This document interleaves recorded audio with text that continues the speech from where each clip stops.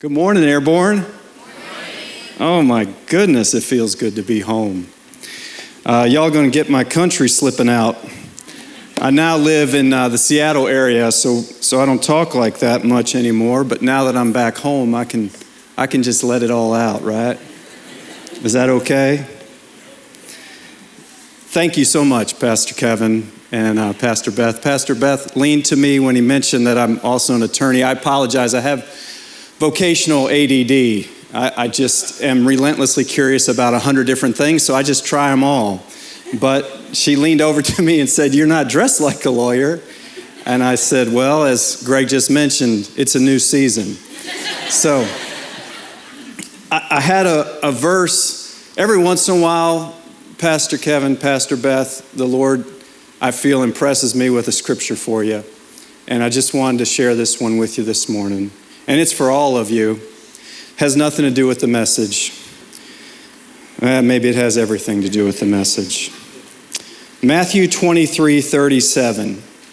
Jesus is nearing the end of his time with his beloved disciples and his beloved everyone, because there's no one that he doesn't love. So it's a bittersweet moment for him as he's approaching the Last Supper, the crucifixion, and as we all know now, the resurrection. But there's a scene that Matthew paints in which Jesus stands up on the hill and looks out at his city. And he says, "O Jerusalem, Jerusalem, the city that kills the prophets and stones God's messengers. You're not very nice, Jerusalem." But then what does he say? "How often I have wanted to gather your children together as a hen protects her chicks beneath her wings." But they wouldn't let him. But I just want to encourage you, because I see that spirit in you for this city, that you stand over this city and you say, "Oh, please, come into the house. Let me gather you as a mother hen does her chicks under her wings." And I just want to encourage you all to continue to have that posture to the city. Just as Jesus said, they stone the prophets. They kill the messengers of hope. But yet there he was standing over the city crying out, "Please just come home. Just come home." And anyway, I just felt to encourage you with that scripture. So the message today is hope in every generation. The art of leaning in and letting go. Hope in every generation. You see, I think we live in an era, and you would all agree, of a fair bit of disruption. Would you agree? There have been kind of turbulent times, generally. And there are a lot of factors for that, and I could list them out. My other occupation is college professor, and I research a lot of stuff. But that's not the point of today's conversation. The reality is the world is continuing to change, and there's hope in every generation because he is the hope of every generation. And there's a tendency when there's great disruption for us to blame. Blame the unknown, blame the different, blame the new, because it's unsettling our way of being and our way of doing. But you see, God is all about doing a new work in our lives. And so today I just want to encourage you, I think kind of just to keep being what you are. Is that cool? Yeah? Keep being what you are, and that is, as I perceive it, hello friend, as I perceive it, that this is a house that doesn't point fingers, but reaches out to hold hands. And God's kingdom is multi-generational, and we have a lot of tension across the generations. So my hope today is to encourage you to lean in other words, to listen all the way through until your friend or colleague or perhaps perceived enemy is finished sharing what their perception is, and then to let go, to trust God to do the work that he's already begun in their lives and ours. So we're going to jump into it here. John 17, 20 through 23. This is the framing passage. for our conversation.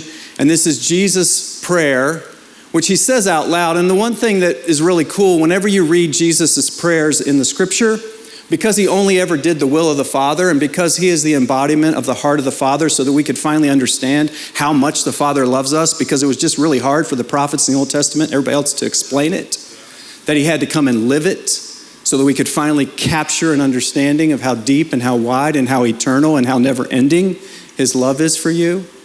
So he's saying this prayer so that they would know, because the only way we can take it in is through our senses, what God's heart was. So it's not like he's asking God to do this. God's already doing it. Jesus is saying it so that everybody understands that God is doing it.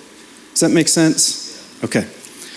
I do not pray for these only, but also for those who believe in me through their word, that they may all be one, even as you, Father, are in me and I in thee, that they also may be in us, so that the world may believe that you have sent me. The glory which you have given me, I have given to them, that they may be one even as we are one. I and them and you and me, that they may become perfectly one, so that the world would know that you have sent me and have loved me, even as you have loved them, even as you have loved me. Unity among a diverse population across multiple generations is the reflection of God's heart to the world. So I'm here to encourage you to lay down whatever has prevented you from being unified with someone in your life, someone in your family, and maybe be the one to forgive first. You see, we all have this splendid vision of a peaceful time sometime in the future. And the Bible talks about a time in which people will beat their plowshares or their swords into plowshares. In other words, quit fighting and begin working. The challenge is everybody wants the other guy to put his sword down first. But Jesus was the one who put it down first. And we are the ones to put it down first. There's an old 1980s song. How many of you have been around since the 1980s? All right. I'm an 80s kid. I entered the decade at 7 and I left it at 17, so it got all through me. Mike and the Mechanics has a song called In the Living Years. Got it, someone nodding their head. But there's a couple of verses I want to read to you that really represent what I'm talking about. Every generation blames the one before. Any of y'all remember when you were teenagers and were not happy with your parents' way of doing things? Every generation blames the one before, and all of their frustrations come beating on your door. You say you just don't see it. He says it's perfect sense. You just can't get agreement in this present tense. And this is the line that really grips me. We all talk a different language, talking in defense. We're shouting past each other. And those of us who were once teenagers and know the tension of it all, have we found ourselves responding in the same manner that we were upset with our parents at responding to us? Anybody capture the irony? I know I have. I know I've said things to my kids and then 20 minutes later I'm like, flashback. Oh man. That's the thing that sunk in me as a kid and took a while to get over. And so, slow to speak, quick to listen is my encouragement for us. Now, in case you're thinking, well, yeah, Derek, but you just don't know, things are different today. It's just not the same. I'm just telling you right now, you don't understand. It's just different. It's never been like this before. It is never. Kids these days, I mean to tell you, when I was that age, I'd get mouth smacked and soap in my, yeah. So, you know there's nothing new under the sun, right?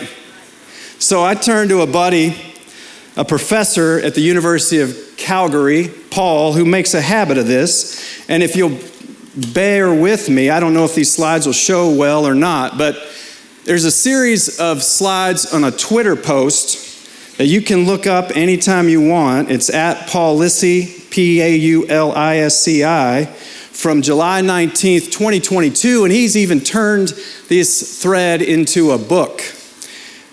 And here goes. These are excerpts from newspaper articles over, say, the last 140 years. In 2006, in California, Betty Berry wrote there, "I can't believe the bad luck I've had in trying to find someone to do some needed home improvements. It almost seems like nobody wants to work anymore, and when they do work, they take no pride in what they do. How does someone find a dependable worker?" Oh my goodness. Let's go to the next slide. 1981, I really like this one. This is coming from Miami. "Farming is my hobby now, but these rocks, I hired 2 boys to clear the rocks off this land last week, but they just fooled around. They didn't want to work. Nobody wants to work anymore." 1940 in Wisconsin, the governor said he wanted to lower taxes, but the trouble is everybody's on relief or a pension. Nobody wants to work anymore. 1905, wow. "Labor is scarce, high, and very unreliable. No one wants to work for wages." Next slide. I like this one here from St. Petersburg Times in 1999. Nobody wants to work anymore in 1999. They all want to work in front of a computer and make lots of money. They all want to be influencers. 1952 in Oregon, well, I heard somebody the other day say that everybody was getting too darn lazy and nobody wants to work anymore. That's the truth if ever I heard it. Last slide. I really like this one from England in 1916. So this is over 100 years ago. "What about vegetables? Hasn't it been a good year for vegetables?" the dealer was asked. This is from the Binghamton Press in England. "Well, as near as I can find out," he answered, "the reason for food scarcity is that nobody wants to work as hard as they used to. I asked a man who was in here the other day why he didn't raise more livestock and make his own butter. Well, here's what he said. Women don't want to make butter anymore." And then he asked, "You know where prices would go if we raised more calves and pigs and made more butter? They'd go way down." Well, as you prepare for women's conference, let's get to making that butter.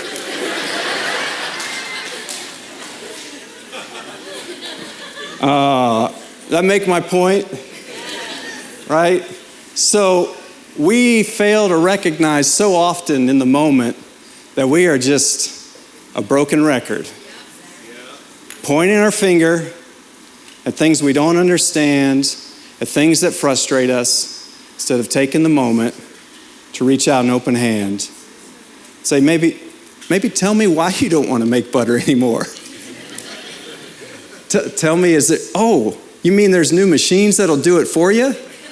And you don't have to get arthritis at 30 because you're just sitting there working through this milk until it firms up? There's a lot of things that happen. And there's a lot of ways in which we confuse change for something bad. And that's what I love about this house, right?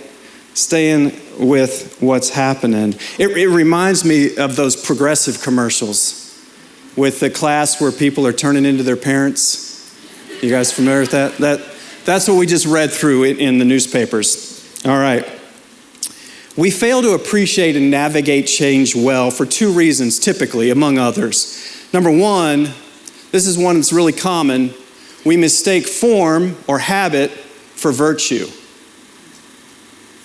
We think that the manner in which something is being done is the way it should be done, and that gives it its own virtue. But the reality is, just like moving from hymnals to screens, the form of it has nothing to do with the spirit of it.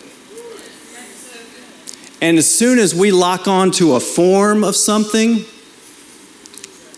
That's called an idol. And we begin to worship the way it's done instead of what it's supposed to be doing. Number two, another way that this really gets in our skin and is tough to deal with is we project our identity onto that thing that we mistakenly thought is kind of our way of doing things. So we begin to associate our self-worth and our title and our posture and our position with the way we do things. Instead of being humble as the one we follow and said, no longer do I call you servants, but friends. Oh, you mean that's not the way you want to do it? Well, tell me, what's the way that you want to do it? And what are some reasons why? Well, here's this and that. And you find out they actually thought about it.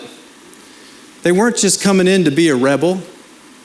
They genuinely wanted and desired to have ownership in something new and creative. There's a quote I've been living by this year by Albert Einstein. It's not going to be on the screen because I just remembered it. You can't explore the new world using an old map. And Airborne Church is constantly exploring a new world. And it means constantly charting a different course. But I think the fruit speaks for itself, and I just continue to encourage you. If this is what you're already doing, I'm just reminding you of how great you are. Is that okay? So if you feel any kind of conviction or, God forbid, condemnation, please don't.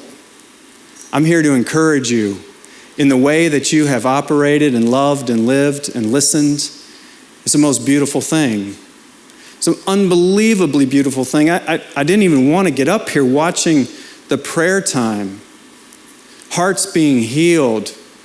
Receptivity, the love of the Lord as people come forward and seeing the people who are waiting to pray, reaching out and embracing them and bringing them home to the Father's heart. It's beautiful. It's healing. It's what it's all about. So I'm going to turn and now I'm going to talk about love for the rest of the time. Who likes love? Okay, you and you. Okay, couple there. How about hate? Some of you guys are really getting into the hate. Is that what's the word that'll get you to raise your hand? Love is the purpose. God is love. Every human heart cries out to know and be known. But not just to be known, right? But to be known without any pretense. To not have to put on an act to get approval. To not have to look a certain way that's uncomfortable and ill-fitting so that you'll be accepted into the club. To come as you are, warts and all, as they say, and to be recognized and appreciated for the true beauty that is within you as a child of the King. And during the process of loving one another, the refinement goes on and on and on. Music. Some people like music. Who likes music? How about that? Oh, look at that. Okay. Well, so you were kind of saying the same thing when I just asked you about what is, love and music. Because did you know, according to researchers, over the last 1,000 years, approximately 100 million or more songs have been written about love. And more granular, because we have, all the research of the internet. Remember in 1999, everybody just wanted to sit in front of a computer? Well, they were researching. Out of the last 60 years, 67% of all English-speaking songs were written about love. It's a universal and eternal cry of the human heart searching for that connection with the one who loves them most of all, but that connection comes through you and me, right? So, let's just remember what love is. 1 Corinthians 13, 4 through 8. Everybody doing all right? So good. Love is patient and kind. Love is not jealous or boastful. It is not arrogant or rude. Love does not insist on its own way. It's not irritable or resentful. It does not rejoice at wrong. Even when it's people you really can't stand, something bad happens to them, love doesn't get excited for that. It rejoices in the right.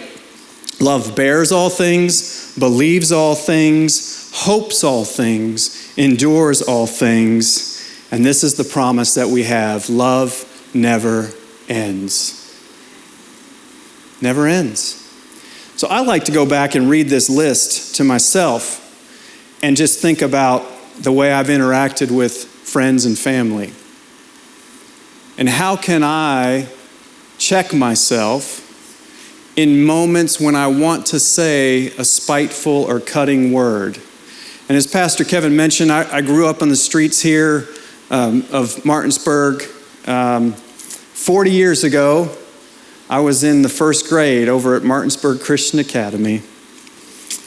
And I was just thinking about what a sarcastic little punk I was. And there was love in my heart, but it wasn't often on my lips, because a part of me wanted to prove that I was something. And my technique was making fun of people. Funny that I became a lawyer. So it's a work in progress. So that's a list of what love is, but a list doesn't teach us the same way a story does, right? Stories do something to us. Movies, books, amazing accounts of real things happening. And my favorite story in the Bible probably is this one. And you know it by another name, but I like to call it the parable of the desperate father. You might know it by the parable of the prodigal son. But I think we've spent enough time looking at the son in this story because Jesus wanted us to understand the heart of that father. In a culture in which honor was everything and disrespect would get you beheaded, Jesus tells a story about a young man who tells his father, who's got some money, "I'd like my inheritance now." In other words, you're dead to me, because the inheritance comes after the passing. But you're still living, but I have such little respect for you as a person and as my father. I just want what you can give me and not who you are. So I'm going to take my inheritance now and go party on. And of course, you know this account. It's in Luke 15. The prodigal goes, spends his money, lives, parties hard, finds himself in a ditch, lonely and desperate. And he says to himself, well, maybe I can just go back and work for Dad. I used to be in the house with him as his son. Maybe he'll give me a job so at least I can have something to eat. And pick it up in verse 20. But while he was at a distance, his father saw him and had compassion and ran and embraced him and kissed him.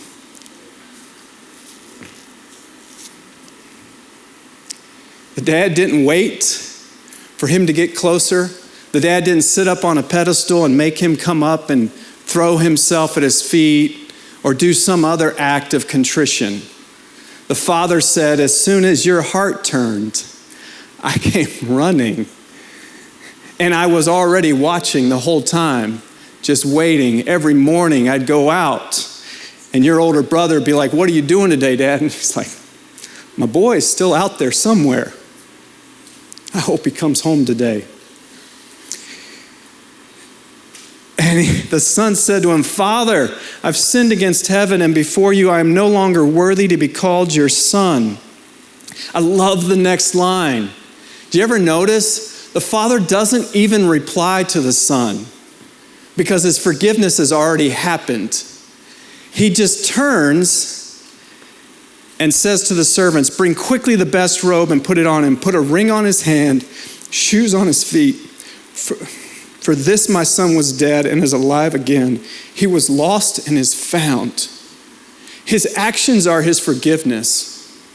And a part of me just wants to apologize for getting emotional, but why would I apologize for the most incredible love the universe has ever known? the love of the one who gives himself for each and every one of us, and who stands waiting and watching, as you do here at Airborne Church every Sunday, for the prodigal to come home. And as soon as you see them, you're out drawing them in. There's a story that I love. There's a writer who has transformed my perception of how deep and how wide and how broad and how never-ending this love of God is. His name is George MacDonald. Has anyone ever heard of George MacDonald? There's one. Excellent. There's two. Good. We're right about on par for my experience throughout the world. That's going to change because C.S. Lewis said he was his greatest influence. And that got me to digging into what George MacDonald was working on, and to discover that the person we all know, C.S. Lewis, said George MacDonald was more close to the Spirit of Christ than anyone he ever knew. Sure showed me something. And there's a novel that he wrote. He's a sort of modern fantasy grandfather, fantasy stories. If you like Narnia or The Lord of the Rings, George MacDonald influenced that, or Wrinkle in Time by Madeleine L'Engle. On and on I could go. But the story that he wrote called Lilith, there's a man in the story, and he goes through a looking glass, so to speak, and he comes out on another world. And, by the way, George MacDonald was best buddies with Lewis Carroll, so Alice in Wonderland, Alice was George's daughter. So this man goes through this looking glass, and he's in this weird fantasy world, and he can't make sense of it. And he's all alone on this journey for quite a while. And he comes upon, it's the weirdest scene, and it's goofy and can't make sense of it at first. There's just a body laying there that has no life in it, and by all appearances should be dead. But for some reason, the character just keeps trying to resuscitate it, putting water in its mouth, washing its hair, just very odd behavior, right? But then he says this line, and he spends months, right? You know how Tolkien and sort of the older writers, they can go on and on describing a field of grass for like 6 pages, right? Because they have different attention spans than we have.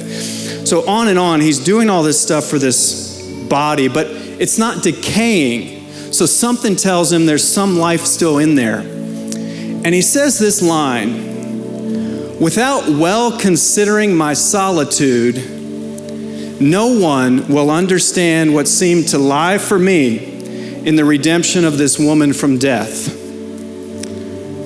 Without well considering my solitude, what does that mean? Without understanding the depth of his loneliness, you could never comprehend why he would spend so much time with a body that appeared to be dead. But his loneliness drove him to do this so that he had some form of human contact. Because he was all by himself in this weird place. And he just kept on for months. And finally, she breathes. And it's quite a scene. And it got me to thinking about this story of the prodigal son and our Father's heart. I think we don't understand God's loneliness in the places and the spaces that are only meant to be filled by unique creations, his children.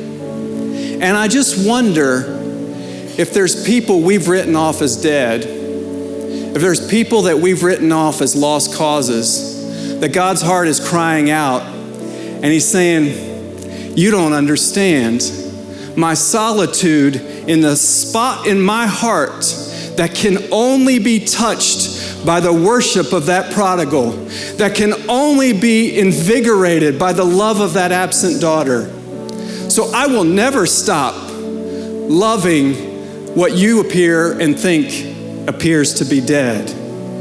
I will continue to love every single prodigal, every single absent daughter, until everyone in the family is brought home to my heart. And the beauty is, that's what you're doing. That's what this place is all about. And so I'm just here to encourage you to keep going. 20 years, Amazing. Worth applauding, worth pausing and remembering. 20 more. The batons are going to be passed. Remember this moment and this thought about the way different generations want to do things. Don't mistake the new for a rejection of you. Recognize that God's voice and God's Spirit is continuing to work in each and every generation. We have hope. Favorite quote of mine by Simone Weil: attention is the highest form of love. And that's why when we work with the little ones, Donna, so beautiful, please volunteer for Kids Church. Your life will be changed.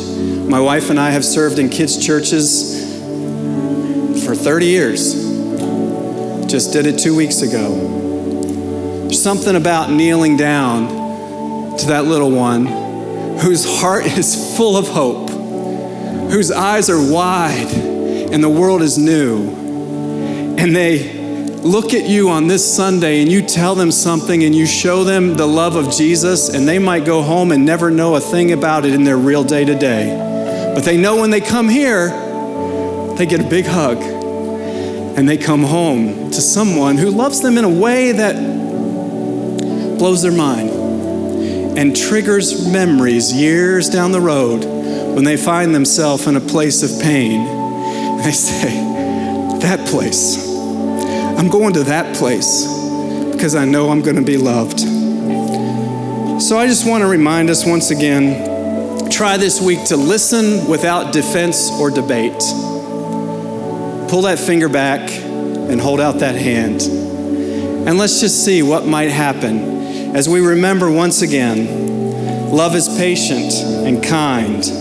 Love is not jealous or boastful. It is not arrogant or rude. Love does not insist on its own way. It is not irritable or resentful. It does not rejoice at wrong, but rejoices in the right. Love bears all things, believes all things, hopes all things, endures all things. Love never ends. Maya Angelou is a great poet of our era, and she wrote, "Have the courage to trust love one more time, and always one more time." Airborne Church, have the courage to trust God's love one more time, and always one more time. Thank you.